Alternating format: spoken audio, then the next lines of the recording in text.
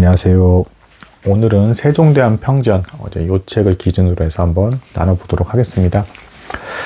이 책의 시작은 먼저 이제 이걸로 시작을 하고 있어요. 조선시대 때 세자가 됐는데 이제 쫓겨나게 돼서 왕이 되지 못한 사람, 이게 이제 4번 있었다라고 합니다. 그 이야기부터 한번 천천히 시작해 보도록 하겠습니다. 제일 먼저 이제 첫 번째로 이제 세자가 되었는데 왕이 되지 못한 사람이 누구냐?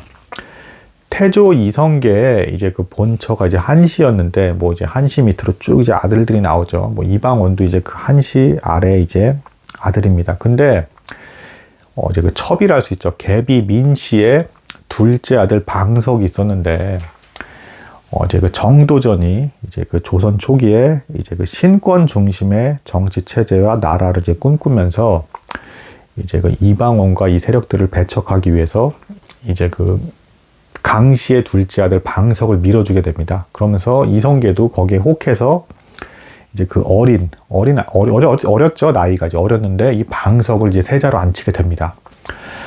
자, 이 일이 발생을 하자 이제 그 이성계의 이제 본처였던 한시 소생의 아들들, 이방원까지 포함해서 모두 분노하게 되죠. 화가 당연히 났고요. 결국에는 사단이 나서 이방원이 이걸 이제 무력으로 뒤엎게 되면서 이 과정에서 그 어린 아이였던 세자로 책봉됐던 방석이 죽음을 맞이하게 됩니다. 참 어떤 의미에서 좀 인생에 큰 교훈을 주는 부분이기도 해요. 그 어린 방석이 사실 그 당시에 정치권이 어떻게 돌아가는지 상황을 어떻게 파악을 했겠습니까? 그리고 정도전을 중심으로 한 신하들이 멋대로 신권 중심의 나라를 이제 꿈꾸면서 이 방석을 추대를 해버린 거죠. 그러니까 이 어린아이는 자기가 어찌 해보지도 못하고 졸지에 세자가 됐다가 다시 한번 졸지에 이제 혈육이라 할 수 있는 이방원에게 죽임을 당하게 되는 이 끔찍한 일을 겪게 됩니다. 대단히 안타까운 일이죠. 인생이 이렇게 알 수 없게 자신의 의도한 대로랑은 전혀 상관없이 사람들이 확 띄워줬다가 확 내치기도 하는 뭐지 이런 일이 발생할 수 있다는 것이죠. 안타까운 일입니다. 자, 두 번째 세자가 됐는데 이제 왕이 되지 못한 인물, 이제 그게 바로 이제 이방원의 아들, 이제 양녕대군 첫째죠. 이제 이 양녕대군이 이제 그 품행이 단정하지 못했고, 결정적으로는 단순히 품행이 단정하지 못했던 것만 원인이 아니라 이제 외척 세력과도 이제 연결이 되게 되면서 이방원의 눈밖에 나게 됩니다. 그래서 다 같이 그냥 이제 사실상 정리가 돼버리는, 그렇게 돼서 셋째 아들이었던 이제 세종대왕이 세자가 되면서 이제 왕이 될 수 있었다. 뭐 이게 두 번째 사건이고요. 세자가 됐다 쫓겨난. 자, 이제 세 번째도 사실 비극적입니다. 세 번째는 언제였냐? 인조 아실 겁니다. 그 병자호란 때 남한산성에 있다가 결국에는 항복해서 나와서 9번 이제 그 절을 하면서 머리가 이제 피가 이제 날 정도로까지 땅에 이제 쿵쿵 이제 내리찌으면서 그 굴욕을 당했던 인조. 그리고 이제 인조의 이 아들들, 왕자들이죠. 이제 그 포로로 잡혀가게 되는데 이때 그 인조의 아들 중에 이제 소현세자가 포함되어 있었어요. 근데 이제 결국엔 돌아오게 되는데 여기서 소현세자가 아버지 인조 앞에서 이 청나라에 대해서 긍정적인 발언을 합니다. 배울 점이 많은 나라다라는 이제 이런 말을 해요. 그러니까 9번 절을 하면서 수치를 당한 그 인조 입장에선 너무 화가 나겠죠. 자기에게 그런 굴욕을 준 청나라는 왼수 중에 왼수인데 자신의 아들이 그 청나라를 옹호하는 발언을 했으니 열받았겠죠. 그래서 결국엔 이제 인조가 그 소현세자를 독살하게 되고 이제 그 밑에 있는 동생이었던 복림대군이 이제 왕이 되게 되는 이제 이런 일이 발생을 합니다. 지금 이제 이 책을 기준으로 이제 나누고 있는 겁니다. 자, 네 번째 사건도 굉장히 비극입니다. 그 유명한 이제 사도세자, 그러니까 영조의 아들이었던 사도세자가 영조의 눈밖에 나게 됨으로써 아주 비참한 죽음을 맞이하게 되고, 그 다음에 이제 정조가 왕이 되죠. 자, 그래서 이 책을 쓰신 한영우 교수님의 말씀에 의하면 이렇게 세자가 폐위가 되고 나서 극적으로 뒤이어서 왕이 된 사람들이 대부분 열심히 정치를 했다.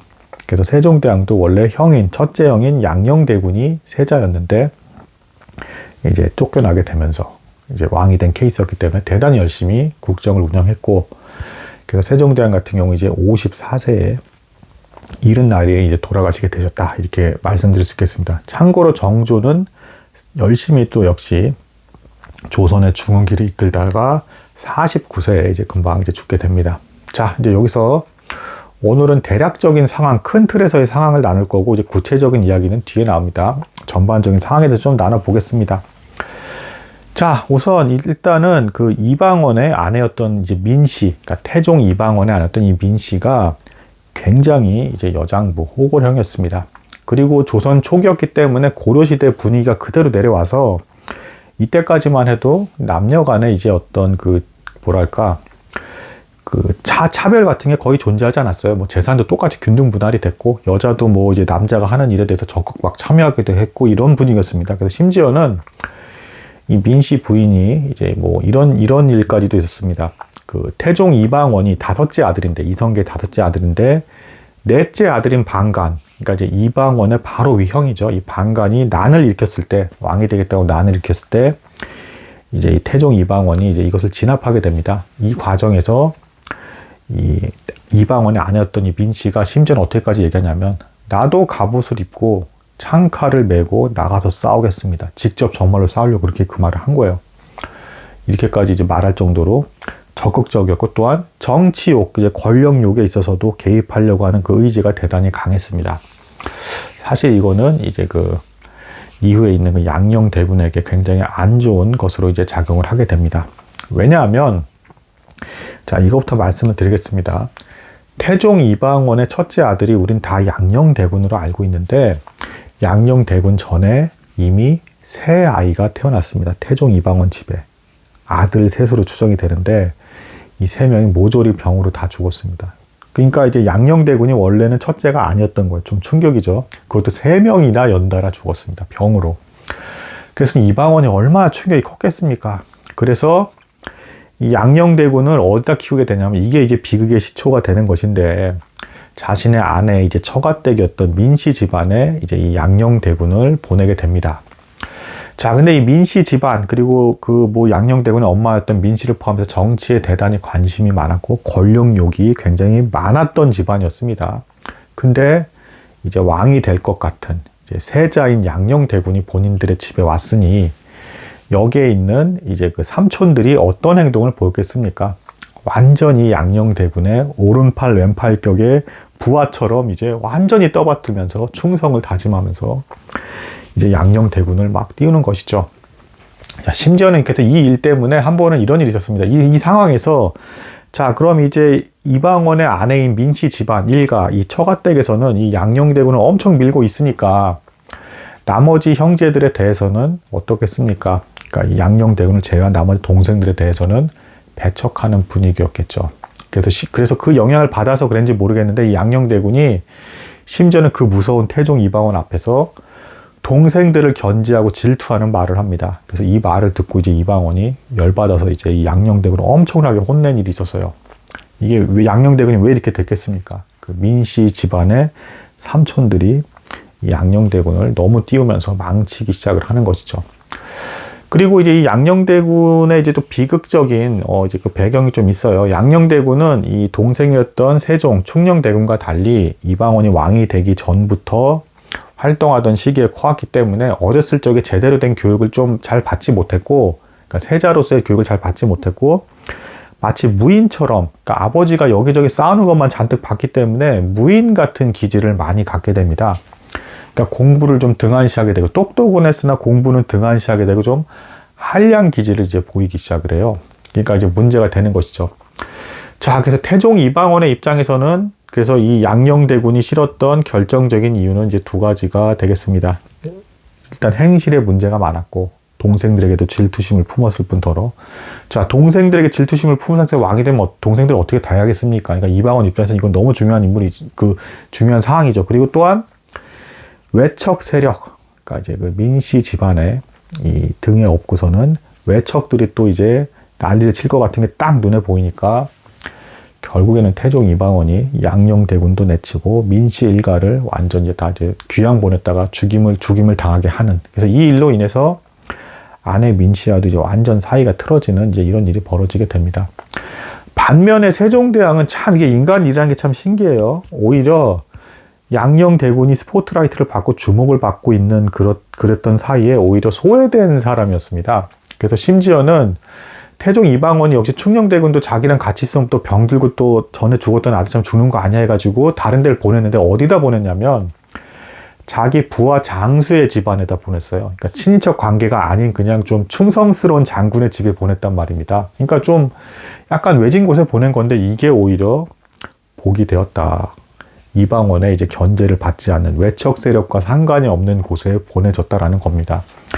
게다가 세종대왕을 가리켰던 스승조차도 뭐 어쨌든 이방원 입장에서 어떻게든 첫째 아들을 처음에 계획대로라면 이제 세자를 세우려고 했기 때문에 셋째 아들인 이 세종에 대해서는 좀 어쨌든 초반엔 관심 바뀌었어요. 똑똑하다는 건 인정했지만 좀 관심 바뀌었단 말입니다. 그래서 그 자신의 부하장수 집안에서 가리켰던 스승도 놀랍게도 이제 뭐 그 의술을 가리켰던 잡가 출신의 양반 자제가 아닌 사람의 스승이 한 명 있었고 또 한 명의 또 스승도 그냥 평민이었는데 이때 혼란기에 어떻게 시험을 합격하게 돼서 어쨌든 그 벼슬을 하게 됐던 사람이었어요. 그러니까 이 두 사람 다 평민 출신이었단 말입니다. 이 세종대왕의 이 그 스승이 어렸을 때. 그래서 추정하건대 세종대왕이 그렇게 민생에 관심이 많고 하나하나씩 정교하게 다 정치할 수 있었던 이유가 어렸을 적에 오히려 평민 출신의 스승을 두었기 때문에 그래서 더 많은 민생에 신경을 쓸 수가 있었다.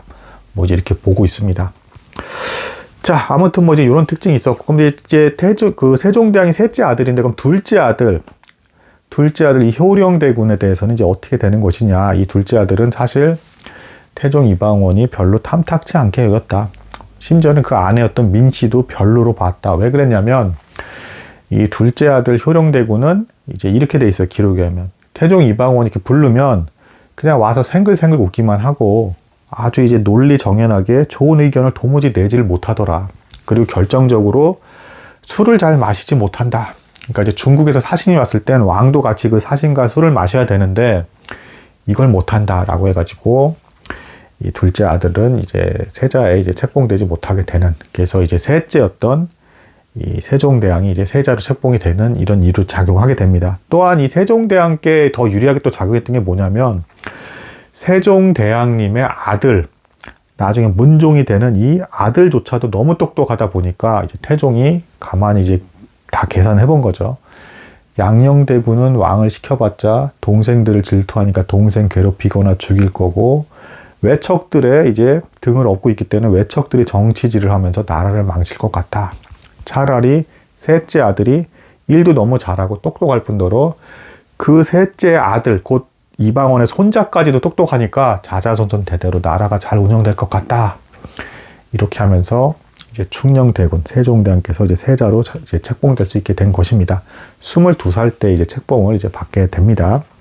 자, 그리고 이제 둘째 아들에 대해서는 또 평이 또 안 좋은 게 또 있어요. 뭐냐면 그 태종 이방원의 둘째 아들 효령대군이 형인 양녕대군이 왠지 왕이 안 될 것 같으니까 잠시 야심을 품습니다. 그래서 내가 왕이 될까 이제 생각하고 있다가 동생이 이제 세자가 책봉이 되니까 충격을 받아서 이제 불교에 귀의합니다. 그래서 열심히 이제 절에서 이제 불교인으로서 이제 생활을 하는데 이걸 이제 양녕대군이 막 비웃어요. 그리고 그 비웃음이 빈말이 아니었습니다.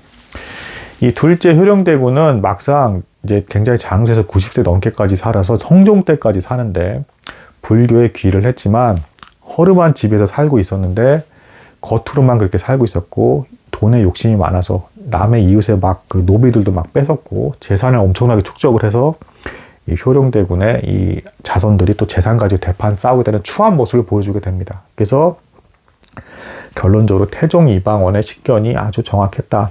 그러니까 이제 첫째 양녕과 둘째 효령대군은 제왕의감이 아니었고 셋째였던 충녕대군 세종대왕께서 왕으로 하는 것이 마땅한 상황이었다. 그리고 더 신기했던 거는 처음에 오히려 이제 이 셋째 아들이었던 세종대왕은 좀 아웃사이더로 멀리 이제 좀 중요하지 않게 취급을 당하고 있었는데 그게 오히려 정치적으로 이제 견제를 받지 않게 돼서 왕이 되게 되는 이제 신기한 이제 상황이 벌어지게 되었다. 이제 말씀드릴 수가 있겠습니다.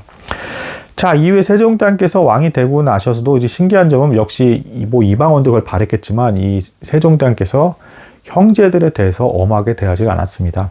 그래서 여러분 여기서 오해하지 마셔야 될 게 양녕대군이 절대 왕위를 양보한 게 아니에요. 쫓겨난 겁니다. 그러니까 우리가 좀 착각하기가 쉬운데 양녕대군은 열심히 공부는 또 안 하면서 나름 왕은 또 하고 싶었던 야심이 어느 정도 있었던 사람이에요. 한량처럼 살면서도 좀 애매한 사람입니다. 그래서 쫓겨난 거지 절대 세종에 대해서 이제 동생에 대해서 왕위를 양보한 게 아닙니다. 세자 자리를. 그래서 세종이 왕이 되고 나서도 무력으로 이렇게 들고 업고 막 이렇게 막 충돌을 하지는 않았지만 세종에 대해서 별로 좋은 평을 남기지 않았어요. 별로 호의적이지 않았습니다.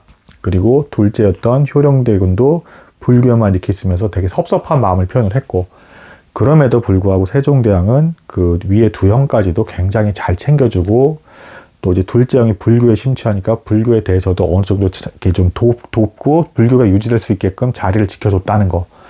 신하들이 그렇게 반발을 하면서 불교는 안 된다. 그리고 형들에 대해서 너무 잘해주지 말라. 그 왕권이 위협받는다면서 막 신하들이 날뛰고 했는데, 그렇게 신하들의 말을 잘 듣던 세종조차도 형제 일에 있어서만큼은 양보를 하지 않으면서 아니다. 우리는 우애가 좋은 형제다라고 하면서 끝까지 그런 우애까지 지키려고 했다라는 모습. 굉장히 어릴 적부터 시작해서 인품부터 시작해서 대단히 훌륭한 모습을 보여주고 계셨다라고 이제 말씀드릴 수 있겠습니다. 여기서 신기한 어떤 여러 가지 일들이 작용해서 왕이 되실 수 있게 되었다. 아웃사이더로 처음에 이제 이렇게 되셨음에도 놀라운 과정에 의해서 왕이 되실 수가 있었다. 그게 나라의 복이 되었다라는 것입니다. 오늘은 여기까지 나도록 하겠습니다. 감사합니다.